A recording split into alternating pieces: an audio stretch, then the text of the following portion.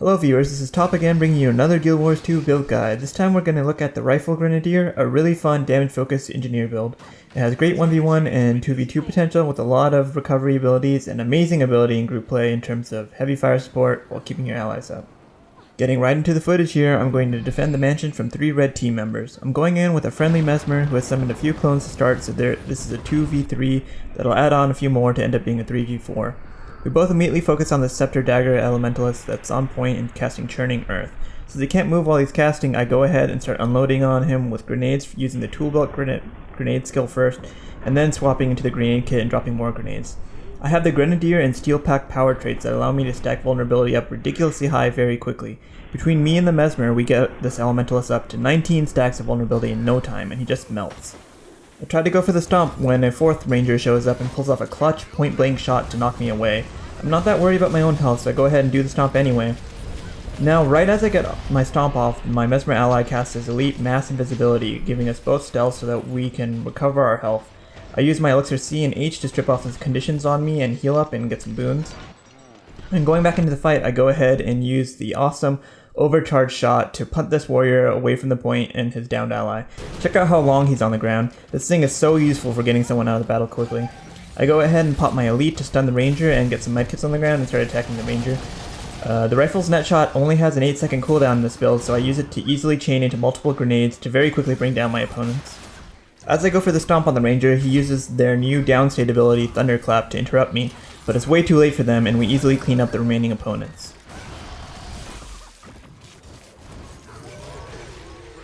So there you saw how potent my DPS can be in a group fight with some support, but let's check out some 1v1s. Here I've just capped the mansion and I'm going to leave when I see this thief lying in wait for me to leave. He uses his steel to get into melee range, poison me, and buff himself. I dodge out of melee range to try to net shot him, but there's this bug that causes some rifle abilities to interrupt themselves if you spam them too much, so it doesn't go off. I evade him away again and use overcharge shot to knock him back, and at this point my net shot is ready, so I go ahead and I net him as he uses his heal to stealth. Now I know he's still there, so I start dropping grenades where I expect him to be while kiting him away. Now note that up to this point I've taken almost no damage and he's nearly dead since he was a really glass cannon spec. Then at that point comes in the cavalry and suddenly I'm swarmed with birds, fire and lightning everywhere, and it really doesn't go anywhere. Now one thing that's sort of neat that you can see here is that my runes of Svanir proc as I'm going down, and it makes me invulnerable for 5 seconds. Now I accidentally drank my elixir R just a split second too early before it kicked in, which is a shame because I could have interrupted the stun part of it and finished off that thief at least. And it doesn't really matter in a 4v1 like this, but in less one-sided situations, it gives you a great chance to recover from a bad state, similar to the Warrior's Endure Pain ability. Here's a clip from one of the tournament games I played over the weekend. I'm going in towards the waterfall where my teammate just went down in a 1v1 against this Necro. I try to rush in to interrupt the stomp with an overcharge shot, but hit the ability just a split second too late to save him. I go ahead and start unloading on him as he's down, and my net shot unfortunately hits his little pet in front of him, but I go ahead and start my chain of grenades which do enough damage to immediately knock him out of a weak death shroud and put the hurt on him.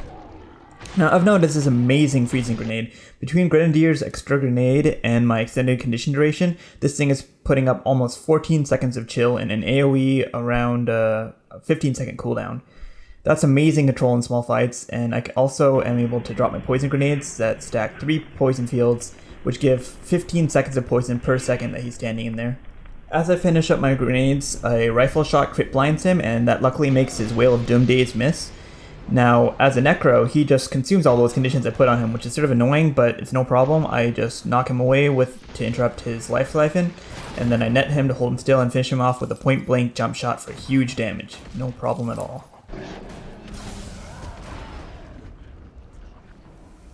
Now here's another tourney game where our Guardian is valiantly holding the quarry against 3 opponents. I roll into support and start out by throwing out my Elixir H, which luckily gives him protection. Now he's using his elite to daze everyone and then pull off a full heal while I start to DPS their side. I know that this Guardian is sort of glassy and hurts a lot, so I start off on him, dropping grenades to damage, chill, and poison them. Now, Shinji goes down underneath all that focus fire, so I go ahead and try to knock back the opponents, but Shinji already did it with his downstate ability.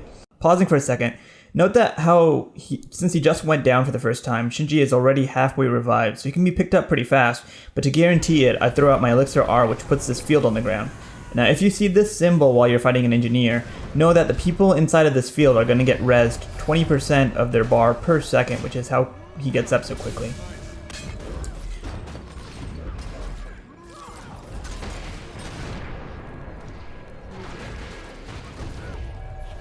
I go ahead and I throw out my grenade conditions again and start DPSing this thief, but I take a lot of damage and my runes spawn near proc again.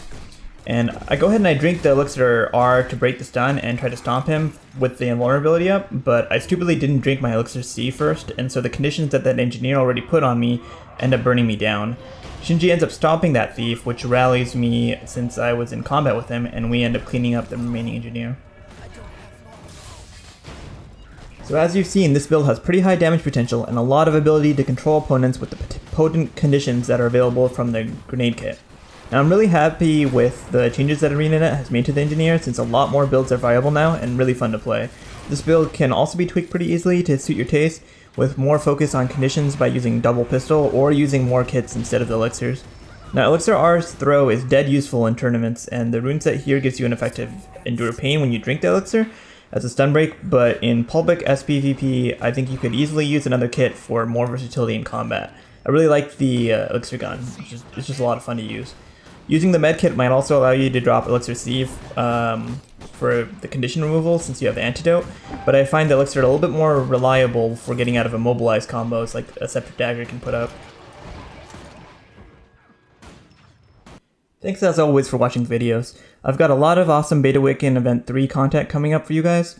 I've got a couple full tournament games with this build that I'll commentate, along with build guides for a fun support guardian and a super evasive thief. I've also got a treat coming up in the next couple of days. Super Squad's Iskamar is graciously letting me use some of his Elementalist footage from his tourney games against Team Paradigm, so I'll be breaking down his awesome support Elementalist build, as well as explaining the neat tricks that him and his team pull off in that game. Stay tuned and I'll see you guys soon.